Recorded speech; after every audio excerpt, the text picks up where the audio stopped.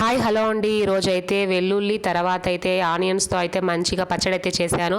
ఎప్పుడైనా ట్రై చేశారా? ట్రై చేయండి, చాలా బాగుంటుంది. అండ్ ముందుగా కావాల్సింది తెల్లగడ్డలు, వెల్లుల్లి, తర్వాత ఎర్రగడ్డలు, ఆనియన్స్, పసుపు, ఉప్పు, కారానికి కావాల్సినంత చూసుకొని, టేస్ట్కి తగినంత చూసుకోండి. అండ్ చిన్న సైజ్ అంతా చింతపండు పడుతుంది.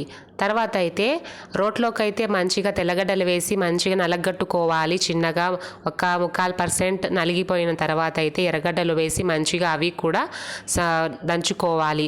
తర్వాత చింతపండుని కూడా వేసి అండ్ ఉప్పు అంటే రాక్ సాల్ట్, దొడ్డుప్పు కూడా వేసి మంచిగా అయితే దంచుకోవాలి. దీంట్లోకి నీళ్ళు అనేది వేయకున్నట్లనే దంచుకోవాలి. తర్వాత అయితే దాంట్లోనే ఆనియన్స్లోనే ఉంటుంది కాబట్టి మనకు అదే సరిపోతుంది.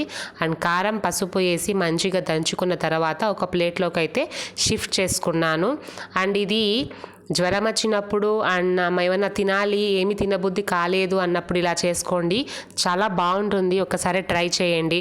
అండ్ స్టవ్ ఆన్ చేసి కడాయి అయితే పెట్టుకొని తగినంత ఆయిల్ వేసుకున్నాను. తర్వాత అయితే ఆవాలు, జీలకర్ర, శనగబ్యాళ్ళు, ఉద్దుబ్యాళ్ళు మంచిగా అయితే దోరగా వేగిన తర్వాత అయితే మనం ముందుగా దంచి పెట్టుకున్న పేస్ట్ అయితే ఉంటుంది కదా, దాన్ని అయితే ఇప్పుడు ఇలా వేసేసుకొని మంచిగా ఫ్రై చేసేసుకోవాలి. అంటే పచ్చివాసన అనేది వెళ్ళిపోయేంత వరకు మంచిగా వేయించుకోవాలి. కలర్ కూడా మంచి పింకిష్ కలర్ అయితే వస్తుంది చూడండి కావాలంటే.